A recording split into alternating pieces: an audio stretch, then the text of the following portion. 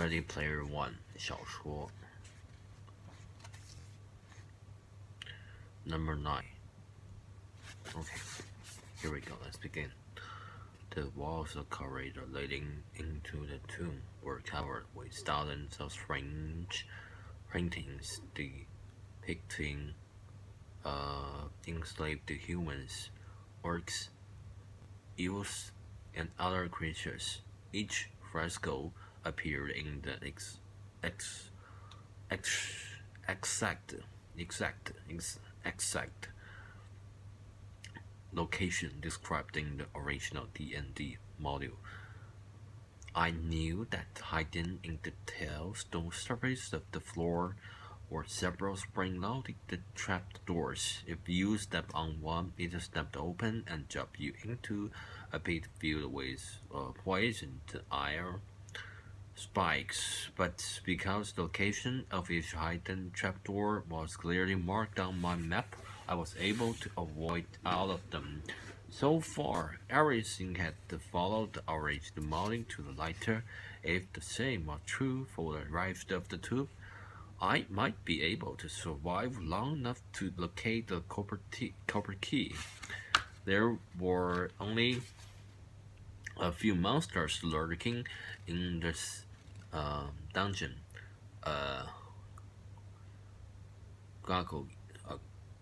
Gargoyle, skeleton, a zombie, some asps, mummy, and evil demi-lich. Akarik himself thinks them up, told me where each of them was hiding. I should be able to avoid fighting them. Allies, of course, one of them was guarding the copper key, and I could already guess who probably had that honor. I tried to proceed carefully, as if I had no idea what to expect. Avoiding the sphere of annihilation located at the end of the corridor, I located a hidden door beside the last pit trap. It opened into a small sloping passageway. My flashlight reached into the darkness, hide the flickering of the damp stone walls. My surroundings made me feel like I was seeing a low-budget sword and sorcery flick like Hulk and Slayer the Beastmaster.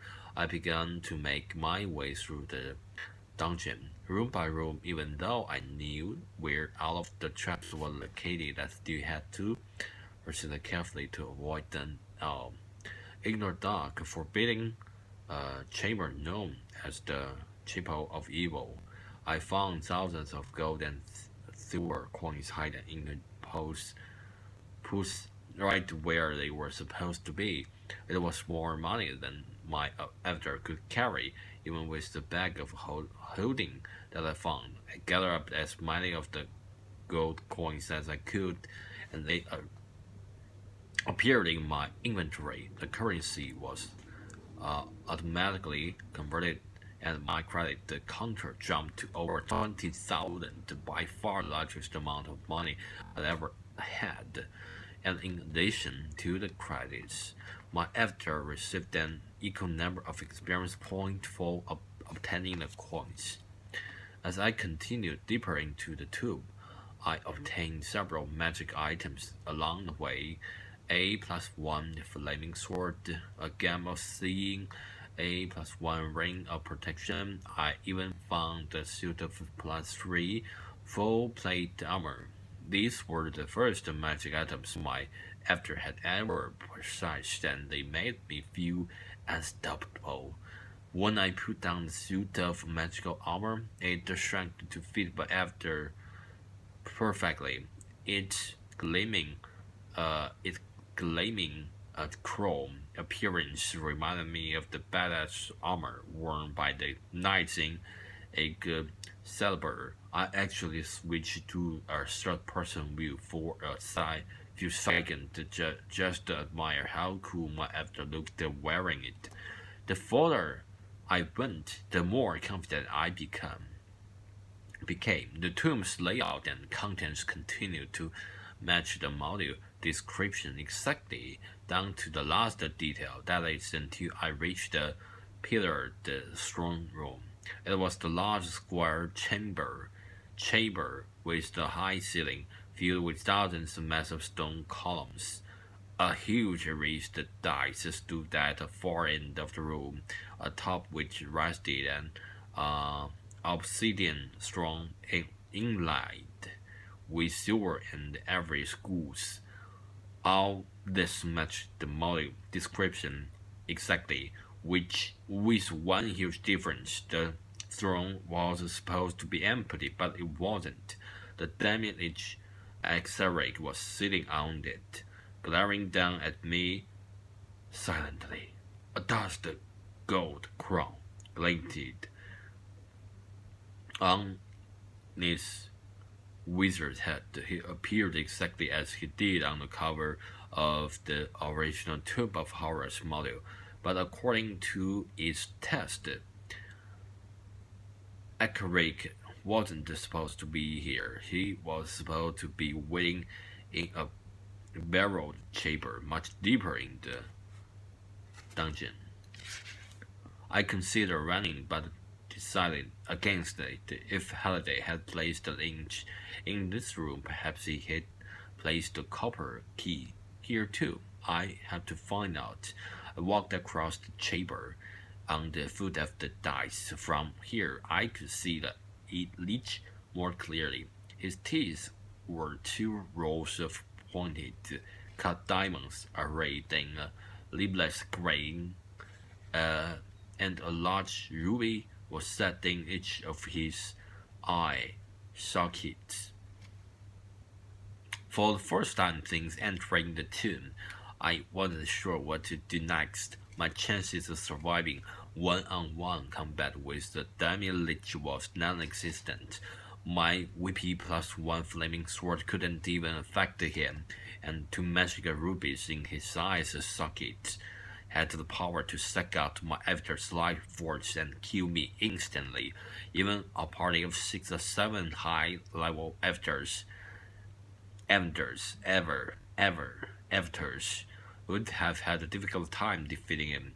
I silently wished, not for the last time, that the Oasis was like an adventure game that I could save my place, but it wasn't, and I couldn't. If my avatar died here, it would mean starting over with nothing, but there was no point in hesitating now. If the leech killed me, I would come back tomorrow night and try again.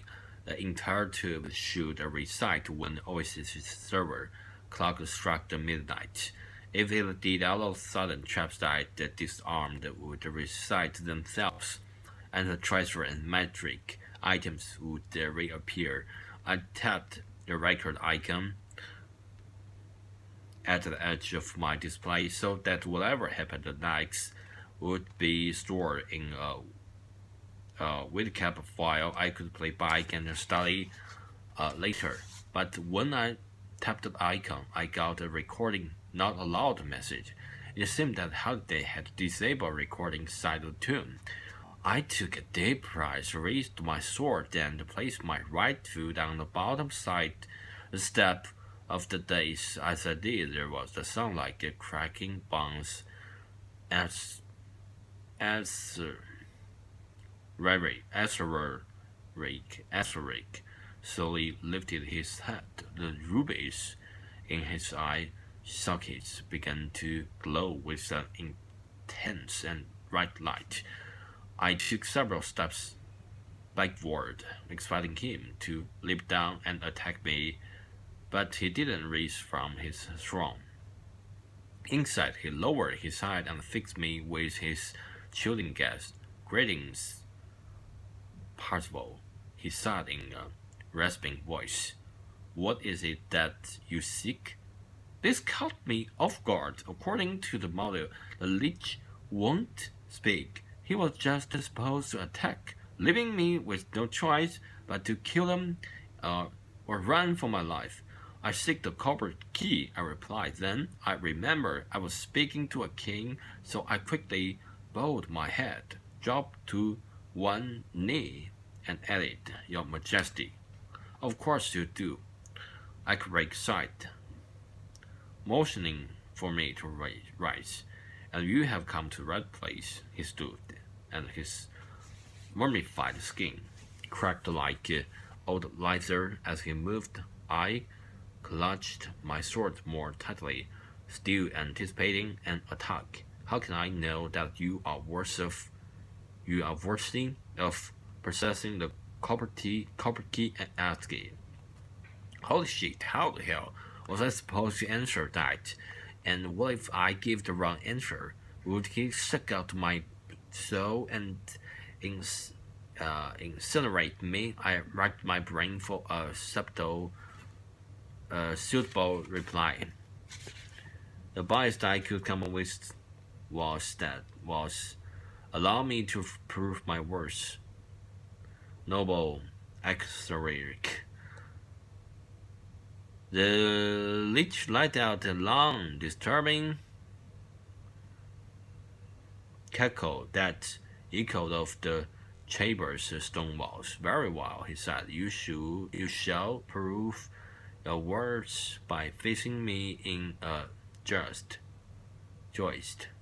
I'd never heard of an undead lich king challenging someone to a joust, especially not in a subterranean barrel chamber. All right, I said, and certainly, but won't we be needing horses for that? Not horses, he replied, stepping away from his throne. Birds. He waved a skeletal hand at his throne. There was a brief flash of light, accompanied by a transformation sound effect which I was pretty sure had been lifted from the old supper friend's cartoon. The throne melted and morphed into an old corporate video game cabinet. 2 joysticks protruded from its control panel, one yellow and one blue. I couldn't help but grin as I read the name on the game's backlit marquee. Joist. Williams Electronics, 1982.